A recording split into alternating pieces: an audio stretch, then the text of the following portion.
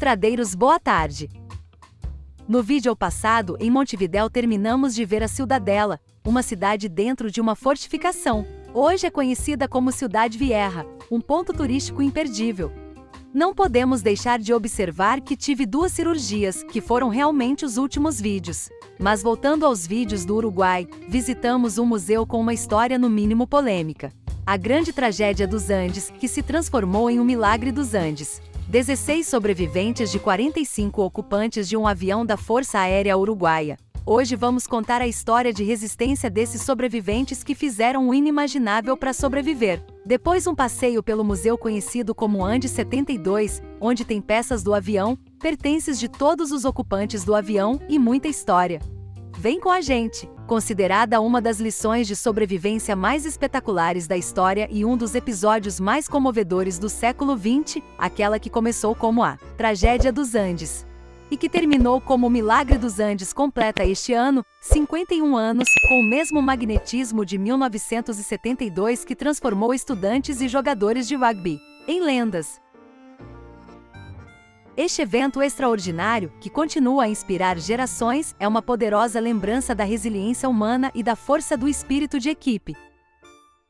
Foi numa sexta-feira, 13 de outubro de 1972, quando o avião da Força Aérea Uruguaia chocou contra uma montanha na Cordilheira dos Andes, impondo aos jovens sobreviventes adversidades extremas como fome, frio de 30 graus Celsius abaixo de zero, ar rarefeito. Foram levados a superar tudo. Superaram a intempérie, a fome, o frio e a solidão do abandono. Neste 13 de outubro, serão 51 anos da tragédia dos Andes. São 51 anos de um avião que colide contra uma montanha com 45 pessoas, das que não se saberá nada durante 72 dias, e todos pensam que estão todos mortos, até que em 21 de dezembro surge um milagre. O mundo errou. Havia sobreviventes, isso é um milagre, descreve Roberto Canessa, quem tinha 19 anos e atravessou a Cordilheira dos Andes em condições precárias, sem equipamento, sem conhecimento para avisar ao mundo que ele e seus amigos estavam vivos na montanha.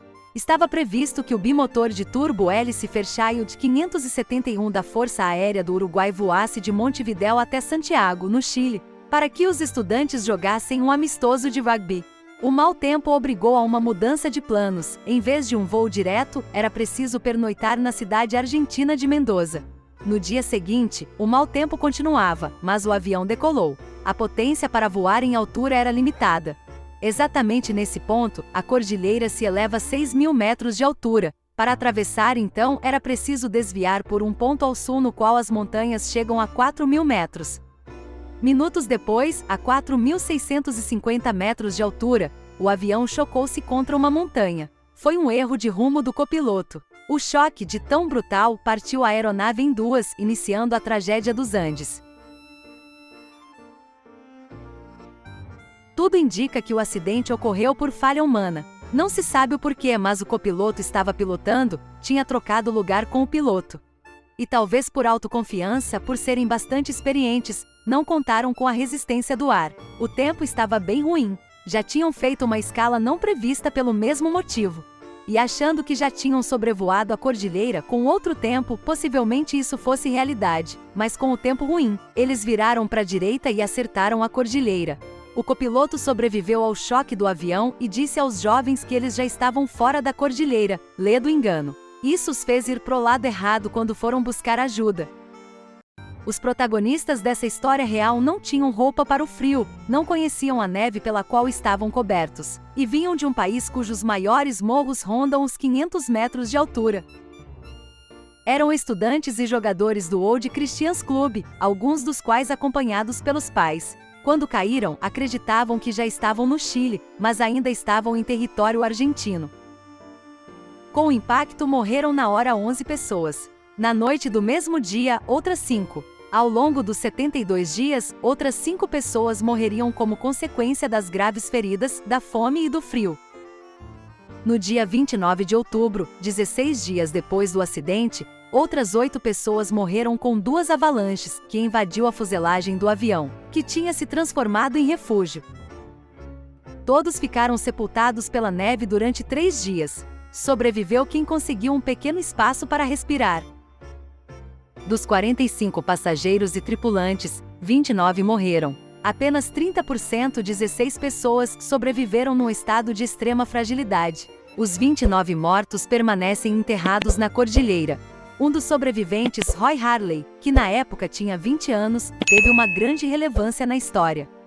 Ele é autor de várias fotografias que tirou com uma máquina fotográfica de seu pai, a Olympus, que meu pai também tinha. Fotos essas que mostravam como os sobreviventes estavam em dias distintos. E foi ele que ouviu em um rádio, achado na bagagem, que as buscas tinham parado aos 10 dias do avião desaparecer. Então a decisão de comer carne humana surgiu porque não havia outra alternativa. Foi uma consequência natural da absoluta falta de alimentos. Aconteceu depois de 10 dias sem comerem, enquanto alguns morriam de fome. Foi um dilema moral e religioso que durou dias.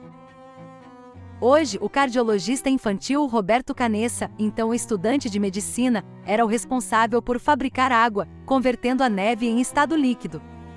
Também tratava dos doentes, e como conhecia a anatomia humana, foi um dos responsáveis por cortar partes dos corpos em pequenos pedaços e colocá-las sobre a fuselagem para que se secassem ao sol. Foi também o primeiro a provar carne humana. O outro estudante de medicina, Gustavo Zerbino, também foi responsável pela tarefa de cortar alguns corpos.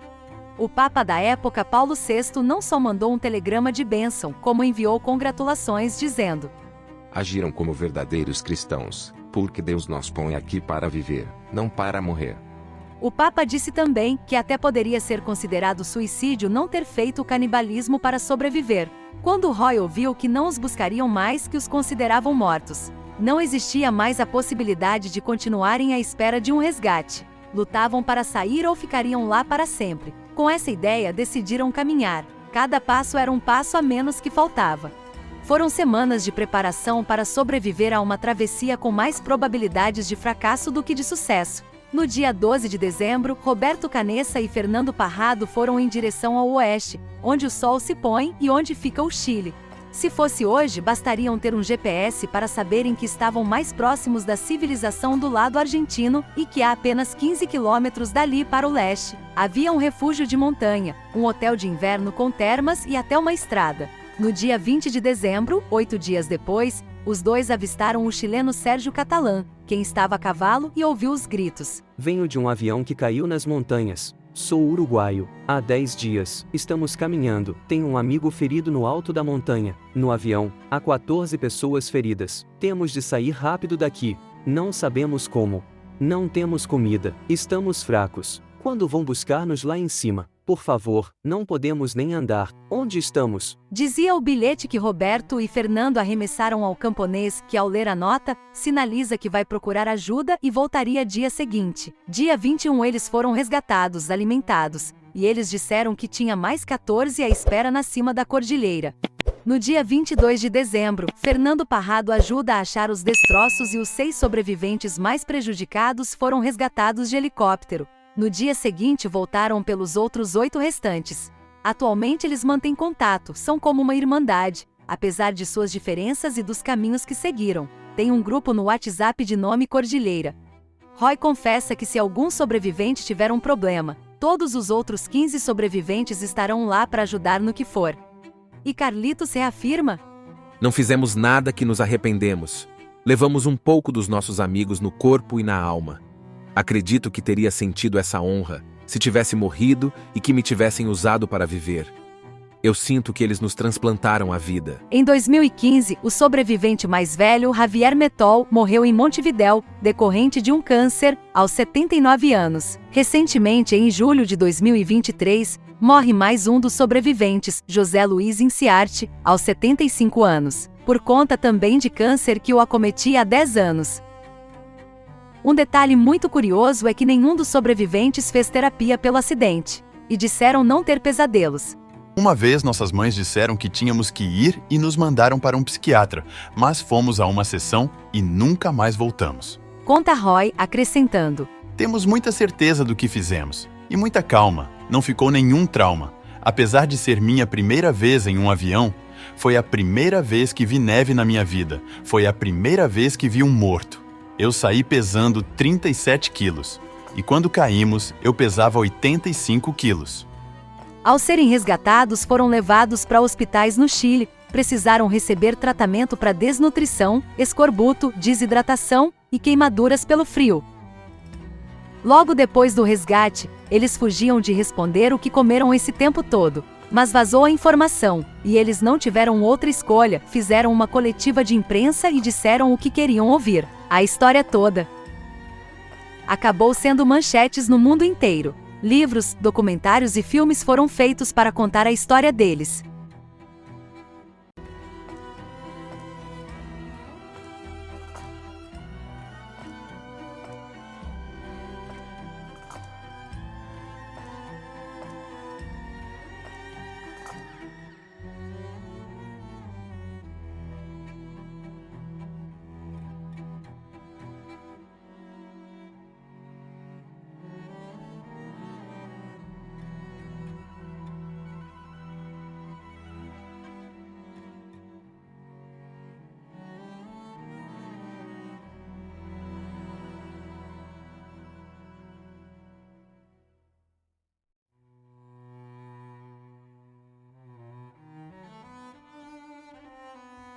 Até os dias de hoje, essa história é lembrada no mundo por ser uma prova de resistência, de perseverança e resiliência. A vontade de viver desse grupo foi tão forte que superou tudo.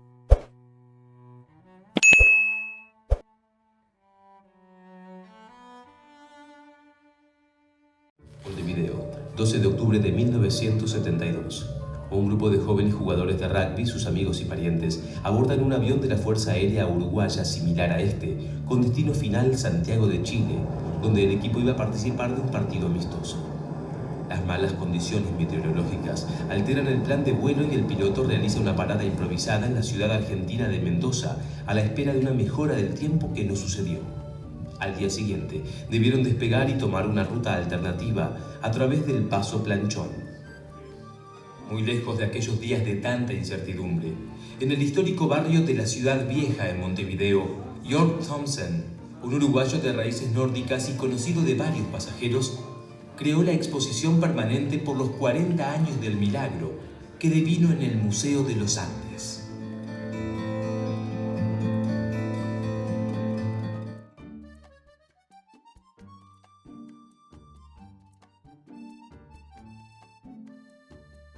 Depois dessa história de superação, os sobreviventes seguiram suas vidas. Depois de um tempo, começaram a fazer palestras na terra natal, Uruguai e mundo afora. Essa história é comovedora, polêmica e chama a atenção por tratar de canibalismo. Mas me diga se você no lugar deles teria atuado do mesmo modo? Me diga o que teriam feito. Queremos saber a opinião de vocês.